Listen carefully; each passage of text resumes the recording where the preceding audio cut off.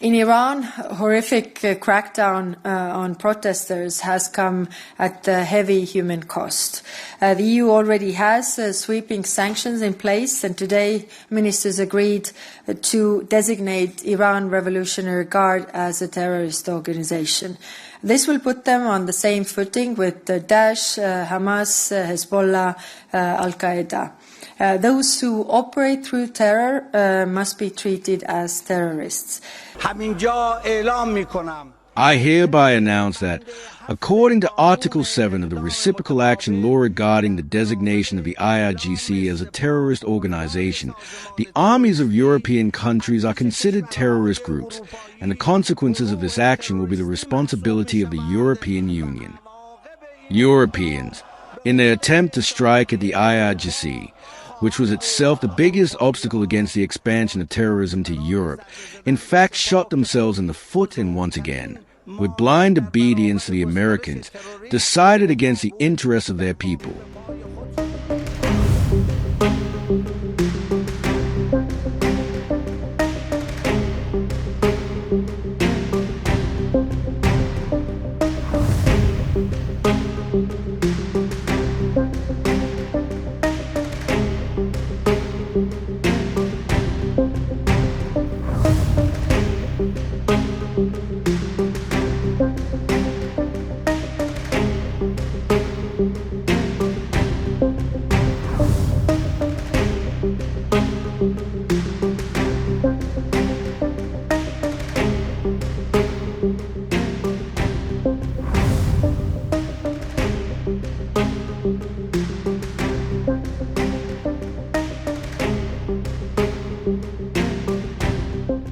Escalating its heated confrontation with the European Union to new heights, Iran has officially designated several European armies as full-fledged terror groups in a bold countermove.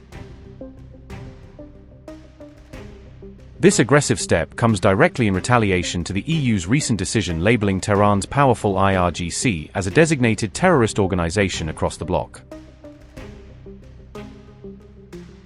Tehran described the designation as a legitimate legal countermeasure specifically aimed at countering foreign sanctions and pressures imposed on the IRGC.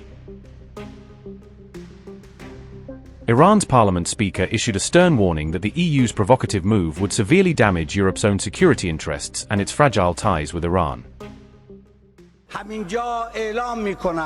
I hereby announce that, according to Article 7 of the Reciprocal Action Law regarding the designation of the IRGC, Islamic Revolutionary Guard Corps, as a terrorist organization, the armies of European countries are considered terrorist groups, and the consequences of this action will be the responsibility of the European Union.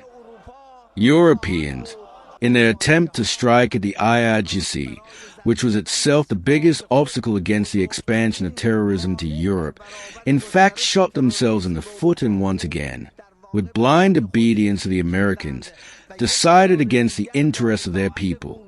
Europe wants to appease its master, the United States, so that it will stop threatening its territorial integrity. This master has shown that it gives no value to its servants. The irresponsible action of the European Union in labeling the Islamic Revolutionary Guard Corps as falsely accused of terrorism, which occurred following the orders of the U.S. President and leaders of the Zionist regime, accelerates the path of Europe's diminishing importance in the future global order. The IRGC is the most unique anti-terrorism institution in the world, which, with the help of the people of the region, toppled the ISIS government and eliminated the global threat of this terrorist movement. And in the path of fighting international terrorism, it presented hundreds of martyrs, including one of its greatest and most experienced commanders, General Soleimani. Supported by the valiant Iranian nation and the oppressed people of the world, the sacred Islamic Revolutionary Guard Corps will become stronger day by day and will crush the heads of every arrogant hegemon. The EU asserted that this IRGC designation was triggered by the group's brutal role in violently suppressing mass protests raging across Iran for weeks. EU Foreign Policy Chief Koja Corliss declared that the unprecedented scale of repression and human rights abuses left Europe with absolutely no choice but to act decisively. Rights groups have documented thousands of deaths during the crackdown, with independent figures far exceeding Iran's heavily downplayed official death toll. The IRGC functions as an elite branch of Iran's regular military, established in the chaotic aftermath of the 1979 Iranian Revolution to safeguard the new regime. The IRGC answers directly to Supreme Leader Khamenei and plays a dominant key role in Iran's overall military operations and expansive regional proxy strategy.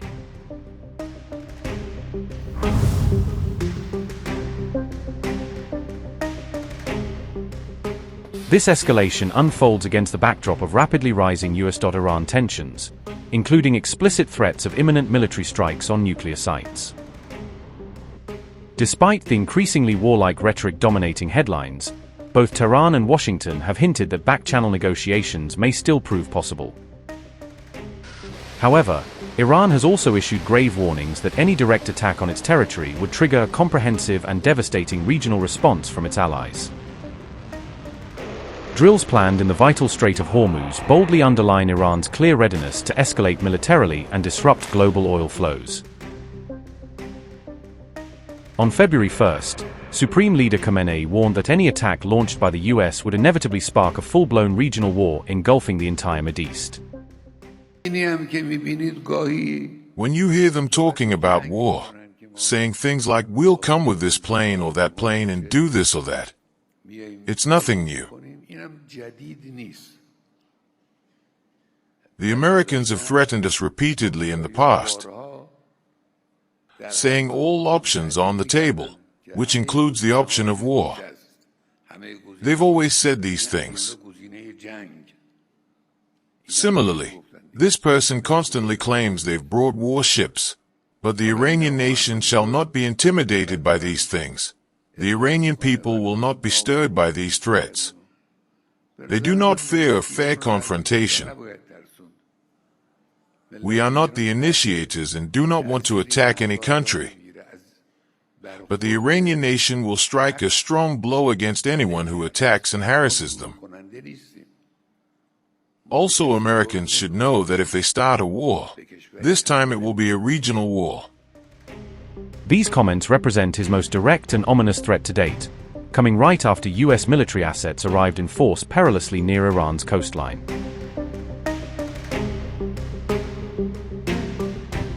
Together, these fast-moving developments point to a rapidly deteriorating diplomatic environment teetering on the brink of open conflict.